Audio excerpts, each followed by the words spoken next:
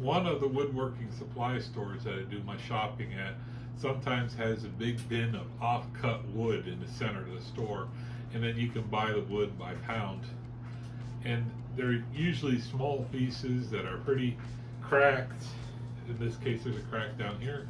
And they're pretty useless for anything other than smalls or wood turning.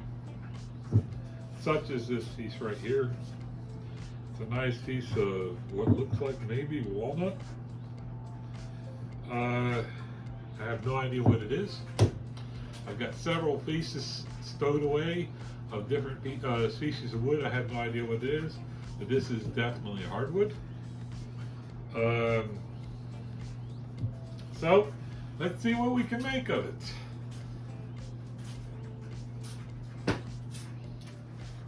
I was going to use my drum sander and flatten one side and then start milling down the wood. However, I got one small problem. This hunk of wood is bigger than the capacity of my drum sander. So what I'm going to do is figure out how much I'm going to need roughly, and then I'm probably just going to cut it in half in the end and then work from there.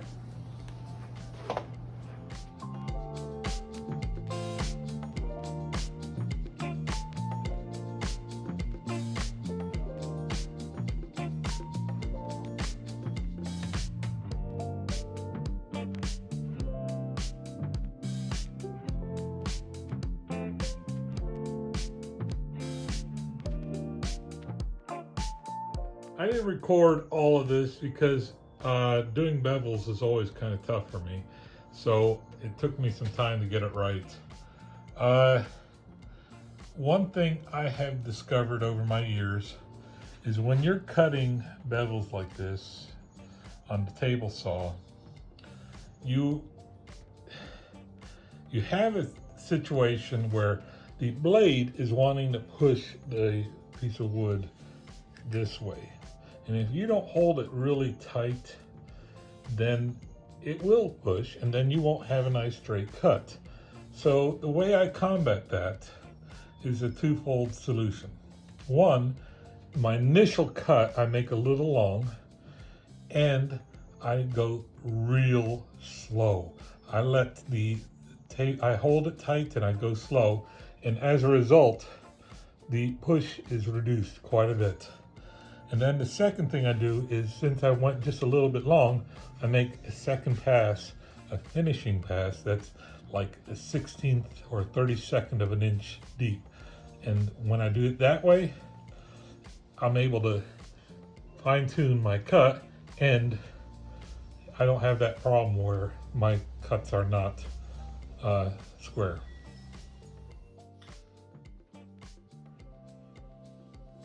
This is a shot of me working at my normal pace. I'm a slow woodworker, and I do that on purpose, partially because I am working to the joy of making something, not for the finished product so much. And secondly, who's in a hurry? I mean, I'm not making money off these projects I'm making. I'm just making them for my own pleasure. So I just work at my pace, and I fine tune my craft and enjoy the heck out of it.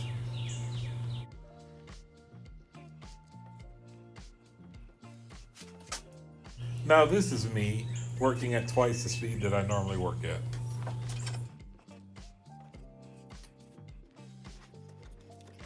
And then me at even faster, I think this is 4 times the speed.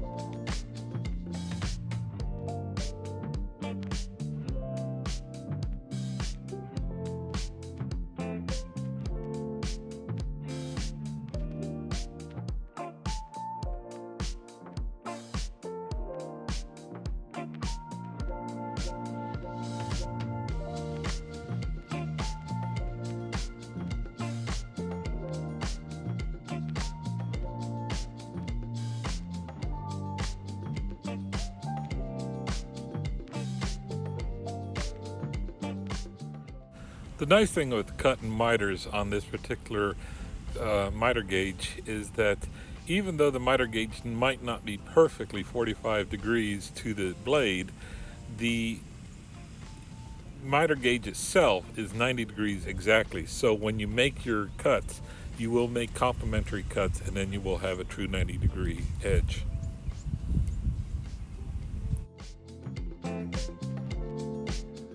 When you're sneaking up on a 45 miter, like I just did, you need to remember the angles make the distance look different. So a little tiny shaving helps, takes a lot away for distance. I forgot to hit record, but I cut in reliefs for splines since this is a miter box. And the way I did that was some time ago I built this jig. It's not a fantastic jig, but it's worked over the years. Probably time to make a new one. This side rides against the fence and it gives a nice wide enough base that it's not tippy.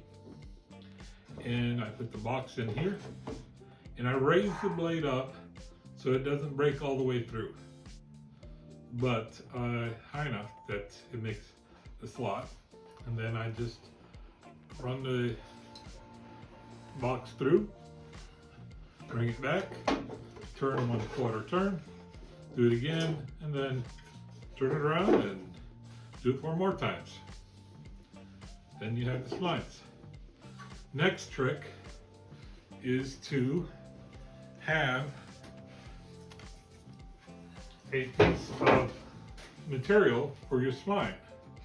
Now, what this is some walnut, what I made the frame for the lid for. And what I did was I cut that a little wide.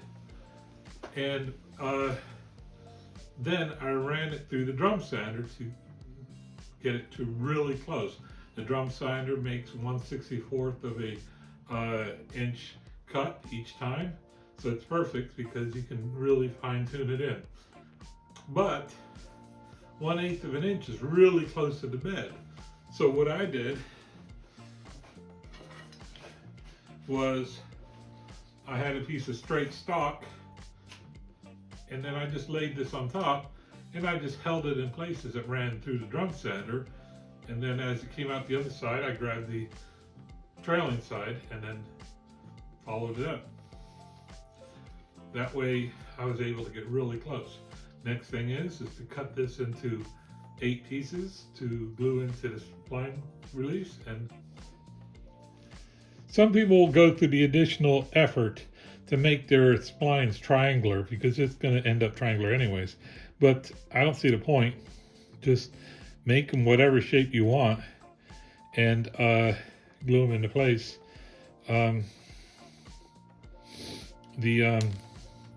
You're going to end up cutting them off anyways, so cutting off the outside edges, so it doesn't matter if they're triangular or not.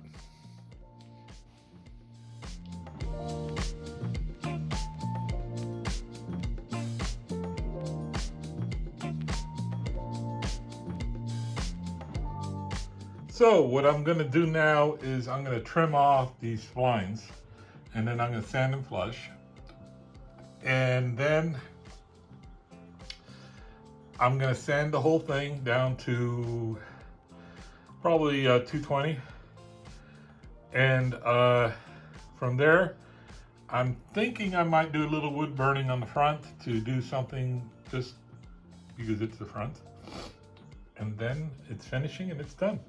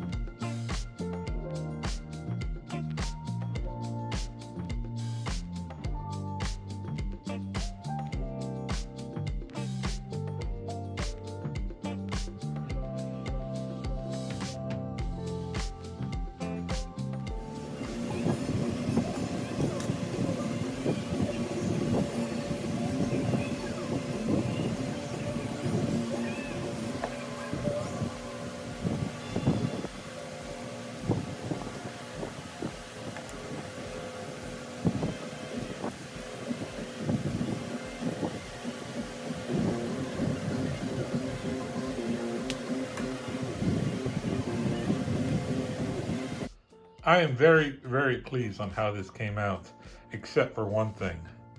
Off camera, I added a shellac finish coat, and it's not very nice at all. It's a little too shiny and it's rough.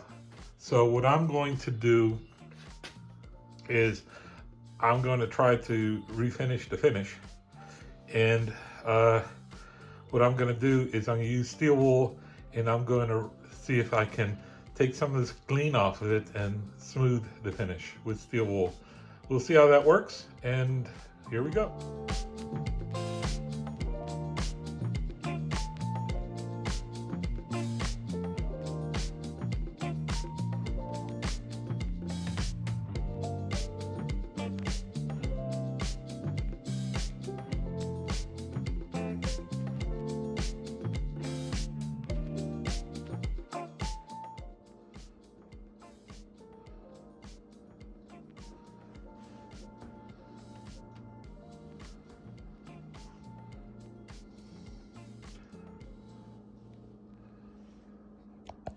Finally, just remember, after every woodworking project, you should always count your fingers.